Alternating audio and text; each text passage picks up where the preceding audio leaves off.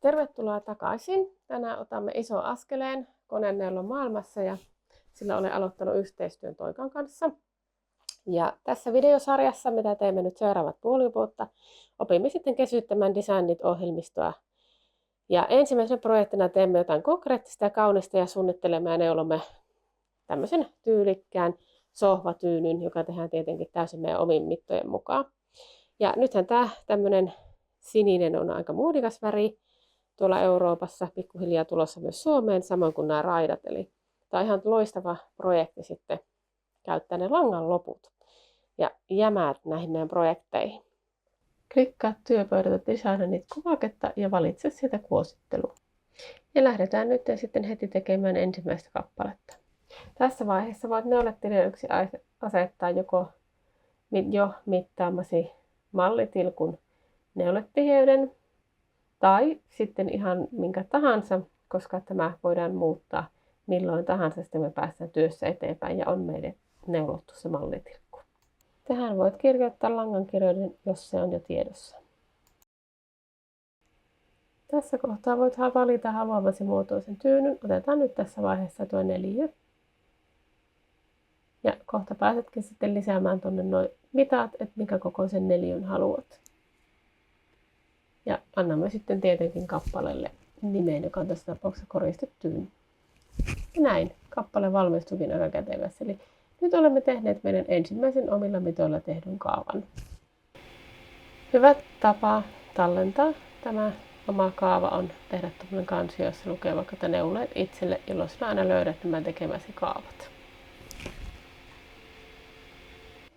Klikkaamalla vasemmalla tuota kuvaa, jossa on lankakerä ja neulekoneen kelkka, pääsetkin näkymään, jossa näet jo, miltä se neuloma näkymä näyttää. Tuolta löydät rivin, millä olet tällä hetkellä. Sitten sä näet tuolta vasemman ja oikeanpuoliset silmukat, eli montako sun on luotava tätä tyynyä varten. Kuositteluohjelman asetukset valikosta voit lisätä tuonne erilaisia muistiinpanoja.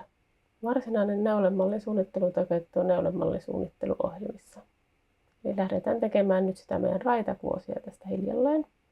Eli mulla on tässä nyt valmiina tämmöinen sininen ruutu ja me otetaan tuolta uusi malli, jolloin tuosta voidaan valita, miten iso pohja me mallille halutaan. Eli montako silmukkaa, montako riviä.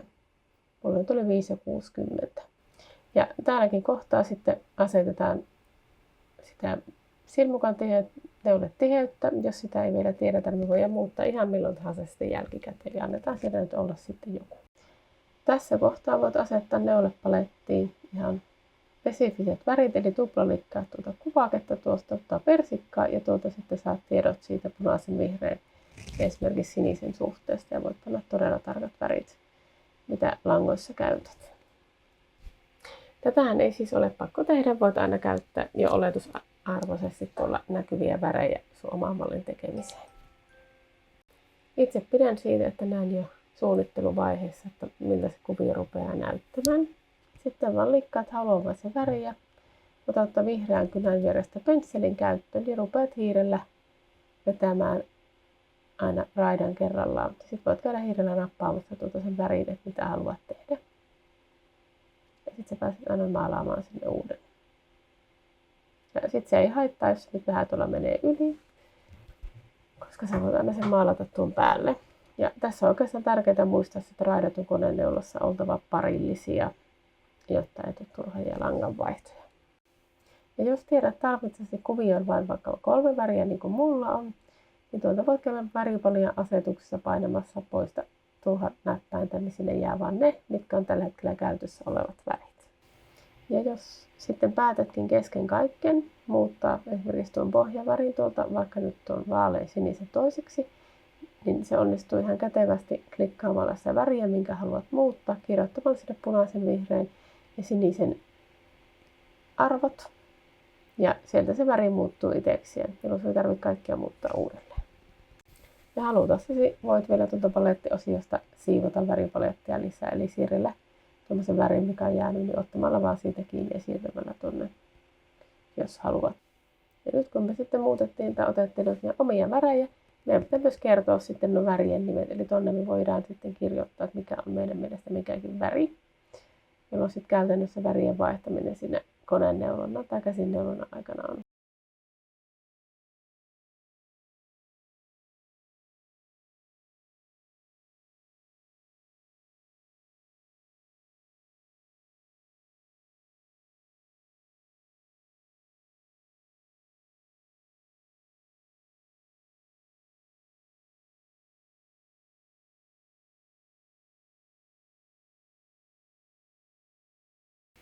Ja sitten palataan tuon sivupalkista takaisin kuositteluvalikkoon. Ja tekemämme kuvia saadaan näkyviin sitten tuolta painamalla topin kuvaa. Ja tulosvalikon kautta me päästään näkemään erilaisia tietoja meidän työstä, kuten esimerkiksi langan menekki, joka ei tietysti tässä vaiheessa ole vielä oikein, koska meillä on neuvottu sitä mallitilkkoa, mikä me tehdään seuraavaksi.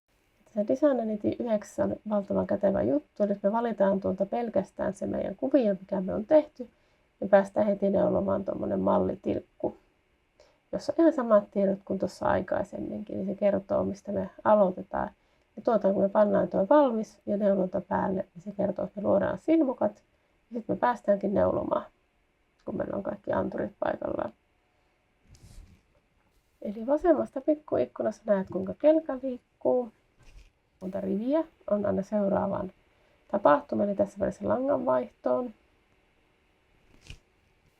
Ja nyt kun me asetettiin noiden lankojen nimi oikein, niin se hyvin nätisti kertoo meille, millä langalla meidän pitäisi neuloa. Ja tuo keltainen aina kertoo, että jotakin pitäisi tällä rivillä tehdä. Kuten huomaat, niin mä olen vasemmalta puolelta painanut näppäimen kello, jolloin siitä tulee äänimerkki. Ja sitten tuo silmänkuva, jolloin se näyttää multa keltaisen valon, kun pitää jotain tehdä.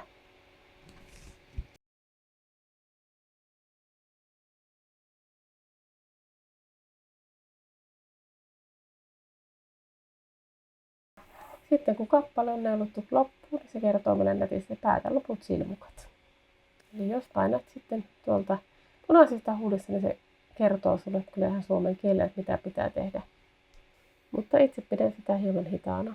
Ja painamalla tuota silmänkuvaa saat tosiaan tuommoisen keltaisen valon tuonne, mikä kertoo, että jotain on tehtävä. Eli lähdetään seuraavaksi katsomaan tuonne meidän kuositteluohjelmaan, että miten me muutetaan kappaleen mittoja hyvin kätevästi. Eli koska sisustyyniä on olla hyvin erilaisia. Ja nyt kun me on nauluttu meidän mallitilkku, niin painasella tulostin näppiä me päästäänkin katsomaan tuolta, laittamaan tuonne se meidän mallitilkun painot ja montako silmukkaa ja kerrosta siinä oli. Ja tämän jälkeen se näyttääkin meille tuolta esikatselupuolelta arvioidut painot, kun neulettiheys on oikein. Niin tässä vaiheessa pitää viimeistään käydä sitten tarkistamassa, että meidän neulettiheys on laitettu siellä vastaavaksi kuin mallitilkussa. Eli jos meillä on väärät tiheysasetukset, niin silloin meidän kappaleesta ei tule se kokonaan kuva. Isompien vahinkojen välttämiseksi on erittäin hyvä tapa opetella vielä tarkistamaan neulettiheys joka ikinen kerta, kun siirryt koneneulonta tai käsineulontaohjelmaan. Nyt me ollaankin sitten valmiita aloittamaan neulonta. Ensimmäiseksi luodaan tietenkin silmukat ja laitetaan langat paikalleen.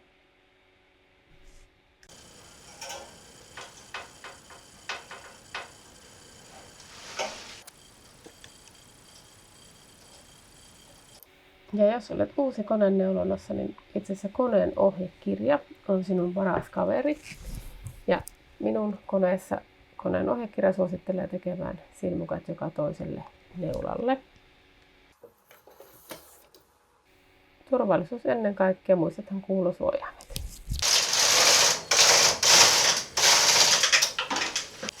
Kun olen neulonut joka toisella silmukalla olevat aloitussilmukat, toin kaikki neulat työhön, jolloin päästään oikeastaan aloittamaan vasta se neulominen kaikilla neuloilla. Eli mulla on tässä neulatyössä valmiiksi aloitusneunaan kiinnitetty käänne. Tätähän ei välttämättä ole pakko tällä neulatyynille tehdä. On helpompi ommella ehkä ilman käännettä ja voit ommella koko homman koneella ilman, että ompelet käsin.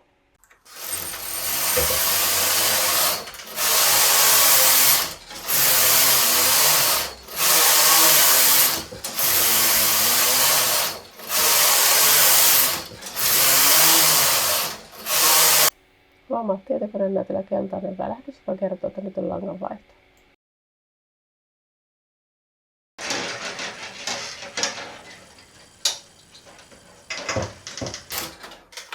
kun vaihdat lankaa, niin kiinnitä huomiota ja käytä aikaa siihen, että nuo langat ei tuolta yläreunasta mene kauhean paljon kierteelle, niin on sitten helpompi neuloa.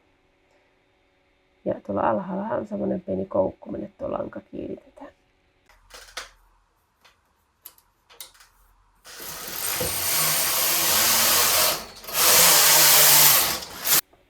Ja koska teen tuonne alareunaan semmoisen valmiin käänteen, niin sitten mä tähänkin neulon tuommoisen käänteen, joka sitten joudun ompelemaan käsiin. Ja nyt päästäänkin sitten jo päättelemään.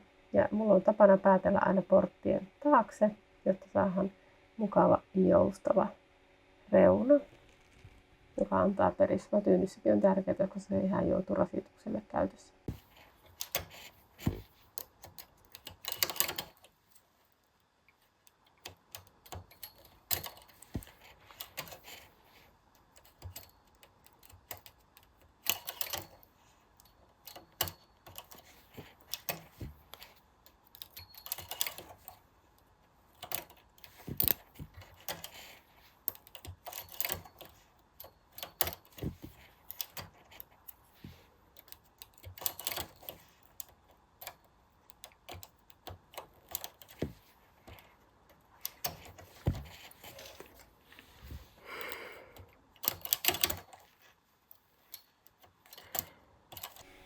Ja valmista tuli vetoketjun kiinnittäminen. Eli ennen kuin tuo vetoketjun pää voidaan ommella kiinni, niin meidän pitää ommella tuo yläreuna kiinni. Ja jos sä nyt en tehnyt tuommoista käännettä tuohon, niin sun ei välttämättä tuota tarvitse tehdä. Tässä välissä päättelin langanpätkiä.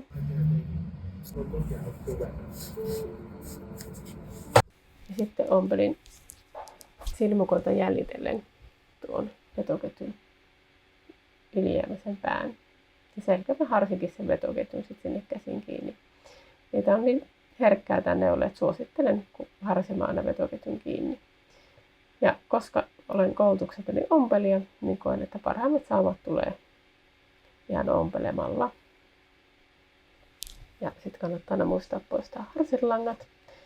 Ja ompelun tosissaan käytiin semmoista siksakkia, joka leveys on 0,5 ja pistön pituus 3, jolla se sauna mukavasti joustaa. Ja valmista tuli.